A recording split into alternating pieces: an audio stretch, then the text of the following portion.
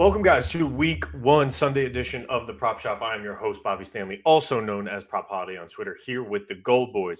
Now, normally I start with my opening monologue, but since it's pretty much in the middle of the 4 p.m. games, I just want to go over some notes, a couple highlights that I saw from the 1 p.m. games today that stood out.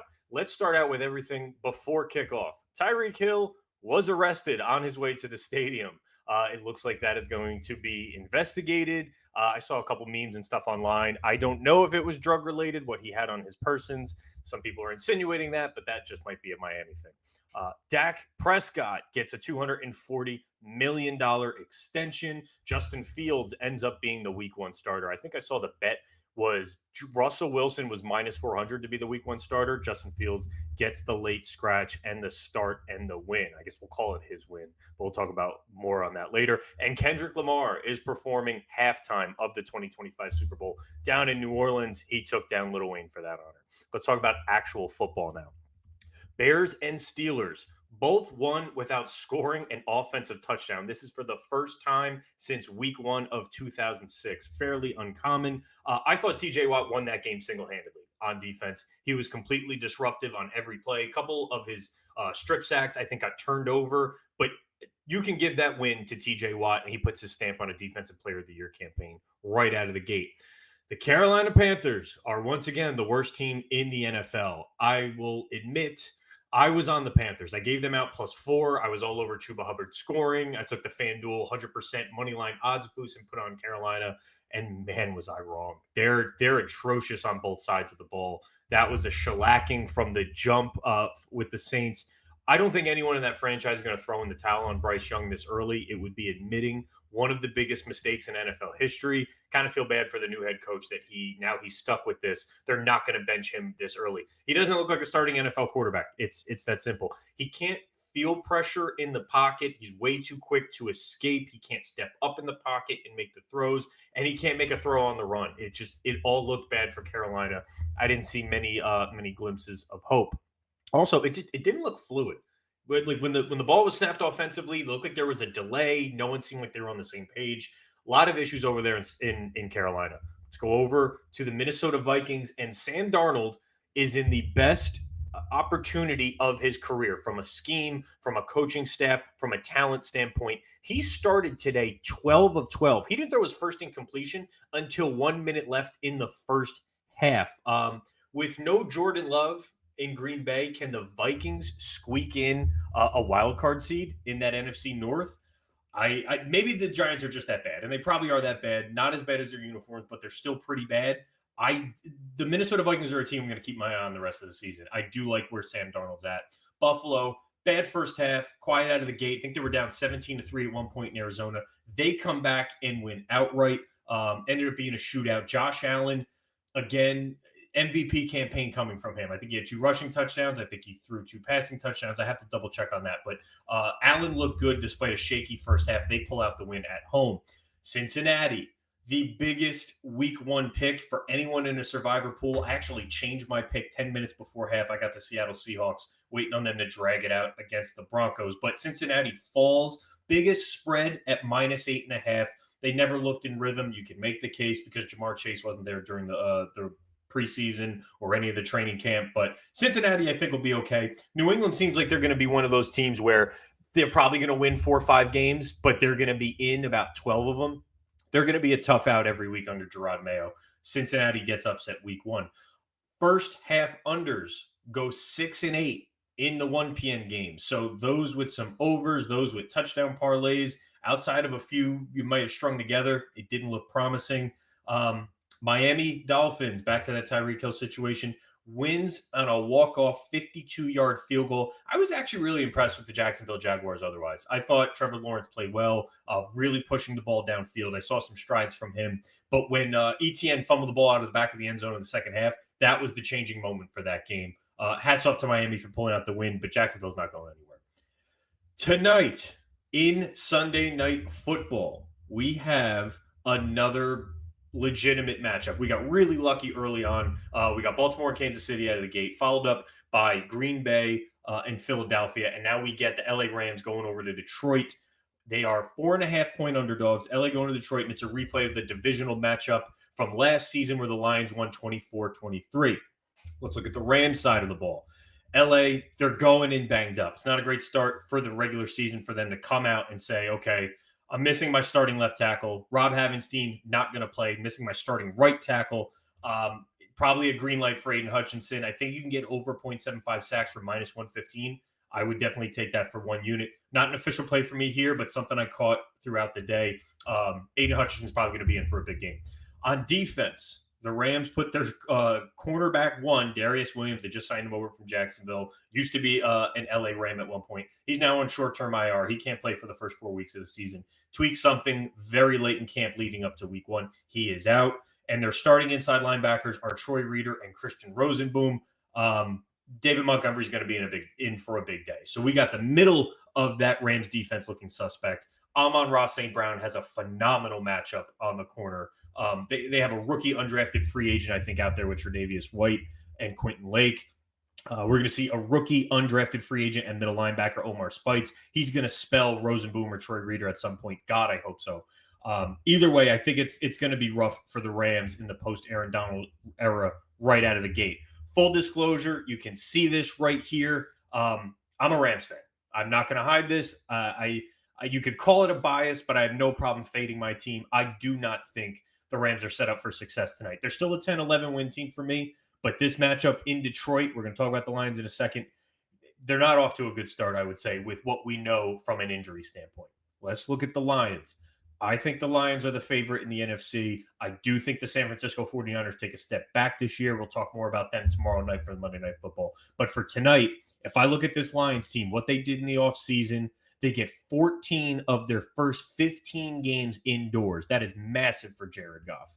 And obviously, Jordan Love's injury makes it a little bit easier for them in the NFC North. I don't think it mattered. I mean, Green Bay could have given them a run for their money. I still like Detroit, but that kind of solidifies it for me. No, I'm not impressed with Caleb Williams getting a win despite no offensive touchdowns. In the offseason, Detroit Lions, first-round pick, they draft Terrion Arnold, cornerback out of Alabama. They make a trade for the Tampa Bay Bucs, Carlton Davis. They shore up the two corner spots on that team. That was a weakness for them last year. They're going to flip that this year. They had Marcus Davenport, defensive end from the New Orleans Saints, opposite Aiden Hutchinson. Again, another pickup. They needed to get someone who can rush the passer outside of Hutchinson so they can eliminate some double teams. They did that. They're the favorites for me in the NFC. In the NFC conference as a whole. I do think we're going to see them in the Super Bowl at some point. Injuries play a huge factor, but let's just focus on tonight. A lot of mismatches in favor of the Detroit Lions, one of which Amon-Ra St. Brown. He's going to line up against Tre'Davious White, the former Buffalo Bills, coming off an Achilles injury. That is not fun. And David Montgomery, again, that middle of that field, those middle linebackers for the Rams, they are suspect at best. It's also good for Sam Laporta on the outside. If I'm a betting man, and that's why we're here, I'm taking the Lions, given 4.5. But let's take a look at the player props. That's why we're here in the prop shop. And I'm going to talk about my boy, Blake Corum. Do not let the Rams fandom dissuade you on this.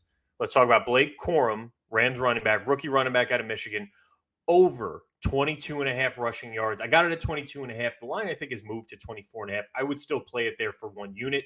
Then I went over to Bet365, and I got it for plus 450 for half a unit. So if you could shop around on the books with the alt line, I'd play him up to 50 plus. Let's talk about why. Everybody's on Kiron Williams. They've been talking about Kiron Williams incessantly heading into the season as a fantasy back, as an RB1. That is not the approach that Sean McVay has taken post Todd Gurley. Yes, last season Kiron Williams looked like the lead back. When he was there for 13 starts, the LA Rams offense was clicking. They were one of the highest scoring offenses in the NFL. I think when they had Kiron, Puka, Kupp, and Stafford, all four of them, they were the most efficient offense in the NFL. They didn't get much of that. So the way that they run Kiron Williams into the ground, I think it sends warning signals to McVay. I have to correct this. I can't miss a beat if Kiron goes down. He's a much smaller back. They go out and draft his carbon copy in Blake Corum out of Michigan this year. Kid's a tank. I saw the announcement from McVay. He's got Corum handling kick returns, Kiron handling punt returns, and Blake Corum didn't spend any snaps in the preseason. What that signals to me is that this is going to be a running back by committee approach. His total rush attempts heavily juiced over 6.5. I think that's a good number. I wouldn't lay the 48 cents on that, but if I run the numbers, if he gets 6 to 8 carries at the number at 23.5, there's no reason he can't average 4 yards per carry. And I know you're thinking, Bob, you just bashed the whole offensive line of the LA Rams being injured. Why would you do that? I bashed the left tackle and the right tackle. The interior of that LA Rams offensive line, they just signed Jonah Jackson over from Detroit. Steve Avila, second-year guard. They're moving him back to guard. They're going to put Jonah Jackson at center. And Kevin Dotson that they traded last year from the Pittsburgh Steelers. They have a very good interior offensive line. They've moved away from the outside zone approach, and they're running it between the hash marks. I think Corum is in for potentially a big game, and this is going to be a split role. If they keep this close, McVay's going to want to run the ball. He could see 8 to 10 carries. I think conservatively he sees 6 to 8. The 22.5 is weak. I'd still play it up to 24.5. 25 plus if you need it in an alt line. And I'm playing a half a unit on the 50 plus. So I love Corum tonight, and he's heading home to Michigan. He's going back to Detroit. That's a 1 unit play for me on the main line. Let's talk about the Detroit Lions and Jameson Williams. Jameson Williams line, I got it at 37.5 last night when I started typing this up. Then I played his 75 plus alt line at plus 450 over on Bet365. I know not everybody can get Bet365, but I do want to really quickly. My apologies. Yes, if you can, head over to Bet365. We should have a link in the stream. Head over there for a deposit bonus.